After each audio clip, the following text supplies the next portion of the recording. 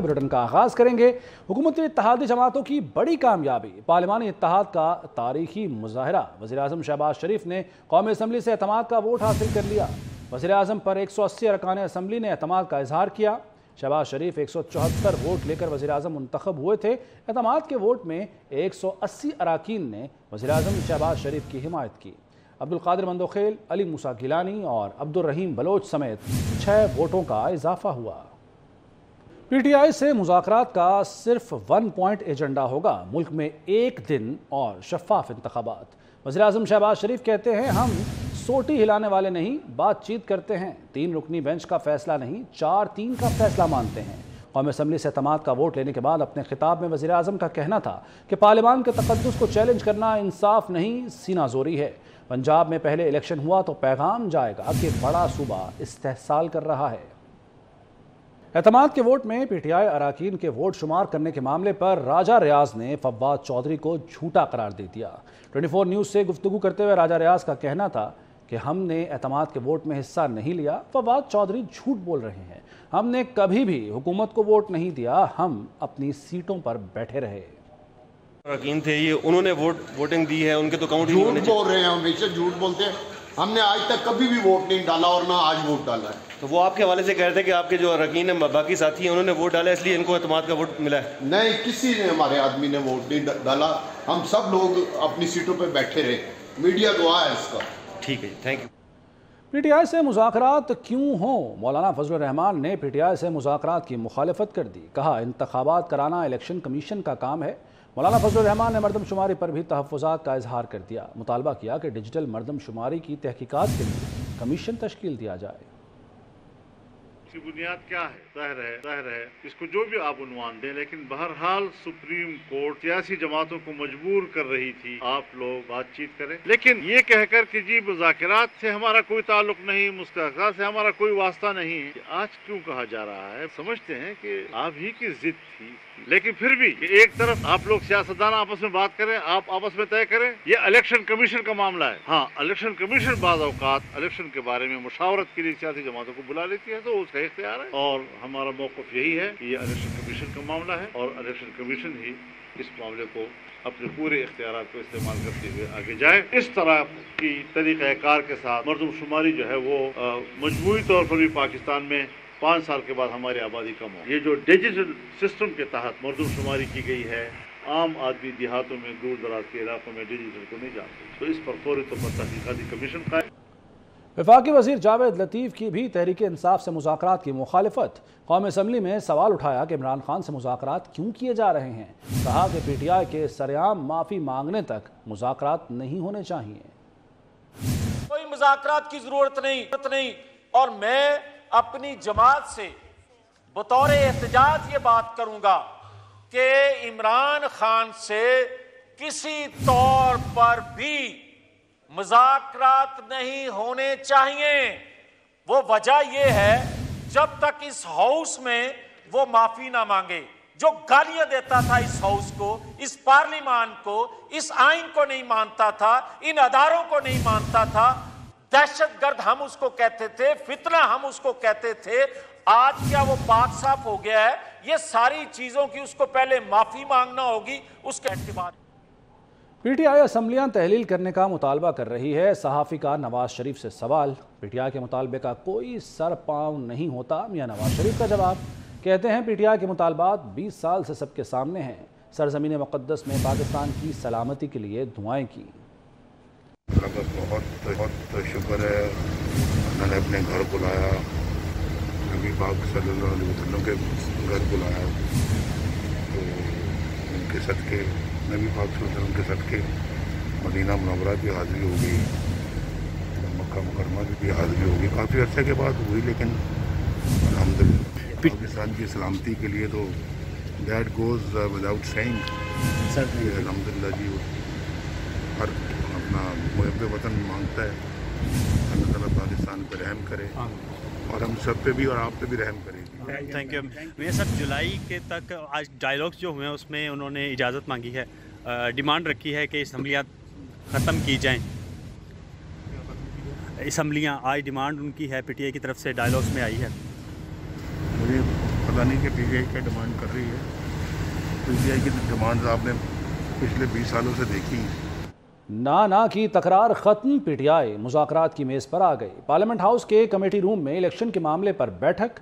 हुकूमती वफ्द में इसहाक डार, आज़म नज़ीर तारड़, साद रफ़ीक, यूसुफ रज़ा गिलानी, नवीद कमर, किश्वर ज़हरा शामिल। पीटीआई की तरफ से शाह महमूद कुरैशी, अली ज़फ़र और फवाद चौधरी आए। मुज़ाकरात के पहले दौर के बाद यूसुफ रज़ा गिलानी ने कहा कि तमाम पार्टियों की मुशावरत से फैसला करेंगे। कल दोपहर 3 बजे मज़ीद बात होगी। से जो डिमांड होंगी वो हमारे सामने रखेंगे कल 3 बजे। कल 3 बजे रखेंगे और हम देख लेंगे, और उसके बाद हम अपनी पार्टीज़ के साथ बात करके, क्योंकि हमारे जमातें बहुत ज़्यादा हैं, कोलिशन गवर्नमेंट है हमारी, और हम तमाम पॉलिटिकल पार्टीज़ को ऑन बोर्ड करके जो उनकी डिमांड होगी सामने रखेंगे। और जैसे प्राइम मिनिस्टर साहब ने फरमाया, गिलानी साहब ने, ये एक प्रिंसिपली ये तय है असूलन कि हमें आइन के अंदर रह के मामलात को यानी हैंडल करना है, और रियासत और अवाम के मफादात को हमने मद्देनज़र रख के सारा मामला जो है करना है। तो जैसे गिलानी साहब ने फरमाया कि कल 3 बजे हमारी नेक्स्ट नशिस्त होगी, हम अपनी पार्टी के साथ बात करेंगे, वो अपनी के लीडरशिप से बात करेंगे, और कल मेरा ख्याल है कि हमारी तफसील से। कौमी असम्बली अपने फैसले पर डट गई। ऐवान ने इंतखाबात के लिए 21 अरब रुपए जारी करने की तहरीक एक मरतबा फिर मुस्तरद कर दी।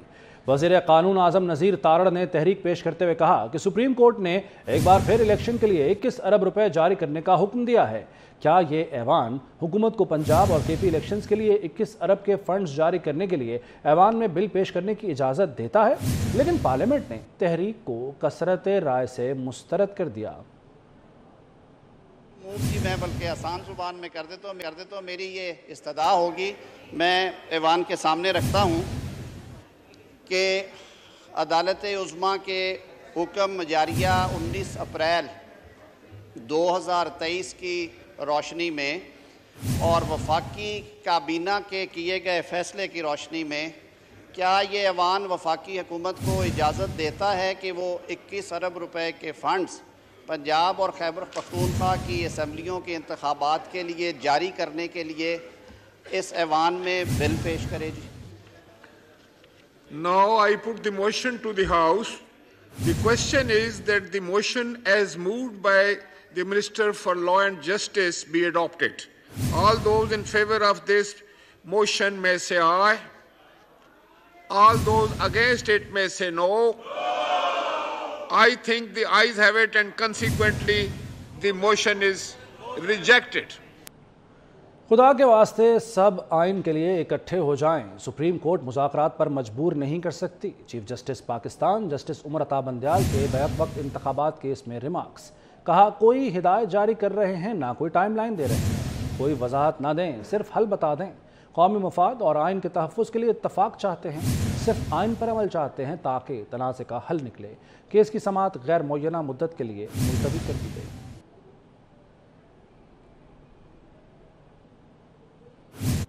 वज़ीर-ए-आज़म शहबाज शरीफ से MQM वफ़द की मुलाकात। मुल्की मजमूई सियासी सूरत हाल पर तबादला ख्याल। मुत्तहदा ने मरदमशुमारी पर तहफ़्फ़ुज़ात से वज़ीर-ए-आज़म को आगाह किया। दूसरी जानिब वफाकी दायरा शुमारियात ने MQM पाकिस्तान को लिखे ख़त में यकीन दहानी कराई है जो इलाके रह गए हैं वहाँ दोबारा मरदमशुमारी की जाएगी।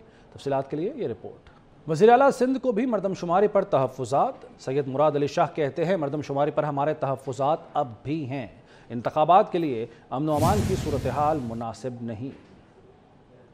जो इस वक्त वैसे ही परेशानी में है उस पर आप डबल खर्चा कराना चाहते हैं। आपकी जो कह रही हैं सारी जो सिक्योरिटी फोर्सेस कि ये वक्त सही नहीं है, हमें एक वक्त दें। हम बार बार देखें, हमने ताज़ा सेंसस का सिक्योरिटी फोर्सेस ने किया है, सारा अमल फटीक हो जाती है, ये हो जाता है।